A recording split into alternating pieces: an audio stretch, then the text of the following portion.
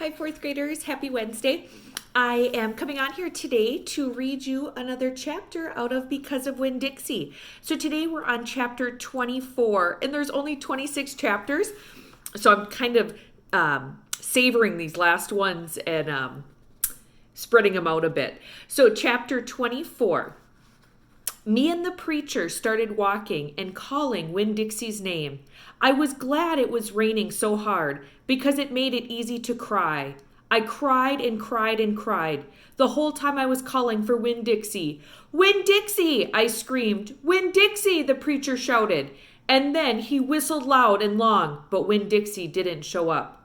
We walked all through downtown. We walked past the Dewberry's house and the Herman W. Block Memorial Library and Sweetie Pie's yellow house and Gertrude's Pets. We walked out to the Friendly Corners trailer park and looked underneath our trailer. We walked all the way out to the Open Arms Baptist Church of Naomi. We walked past the railroad tracks and right on down Highway 50. Cars were rushing past us and their taillights glowed red like mean eyes staring at us. Daddy, I said, Daddy, what if he has got run over? Opal, the preacher said, we can't worry about what might have happened. All we can do is keep looking. We walked and walked, and in my head I started on a list of 10 things that I knew about Winn-Dixie. Things I could write on big old posters and put up around the neighborhood. Things that would help people look for him. Number 1 was that he had a pathological fear of thunderstorms. Number 2 was he liked to smile using all his teeth. Number 3 was he could run fast. Number 4 was that he snored. Number 5 was that he could catch mice without squishing them to death. Number 6 was he liked to meet people. Number 7 was he liked to eat peanut butter. Number 8 was he couldn't stand to be left alone. Number 9 was he liked to sit on couches and sleep in beds. Number 10 was he didn't mind going to church. I kept on going over and over the list in my head. I memorized it the same way I had memorized the list of 10 things about my mama. I memorized it so if I didn't find him, I would have some part of him to hold on to. But at the same time, I thought of something I had ever thought of before, and that was that a list of things couldn't even begin to show somebody the real Winn-Dixie, just like a list of 10 things couldn't get me to know my mama. And thinking about that made me cry even more. Me and the preacher looked for a long time, and finally he said, we had to quit.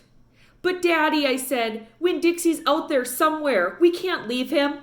Opal, the preacher said, we have looked and looked, and there's only so much looking we can do.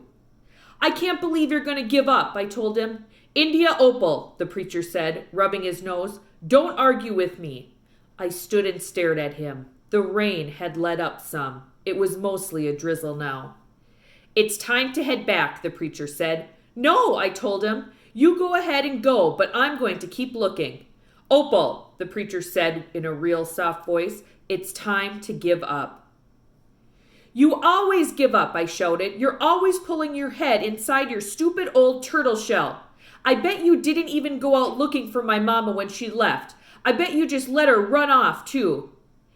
Baby, the preacher said, I couldn't stop her. I tried. Don't you think I wanted her to stay, too? Don't you think I miss her every day?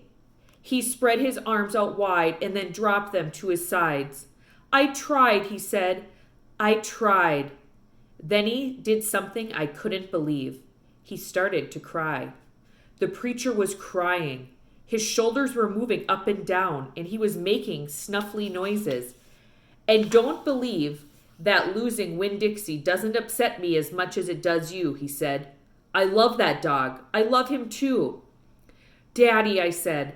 I went and wrapped my arms around his waist. He was crying so hard he was shaking. It's all right, I told him. It's okay. Shh. I said to him like he was a scared little kid, everything will be okay. He stood there hugging and rocking back and forth, and after a while the preacher stopped shaking and I still held on to him, and I finally got the nerve to ask the question I wanted to ask. Do you ever think she's going to come back? I whispered. No, the preacher said. No, I do not.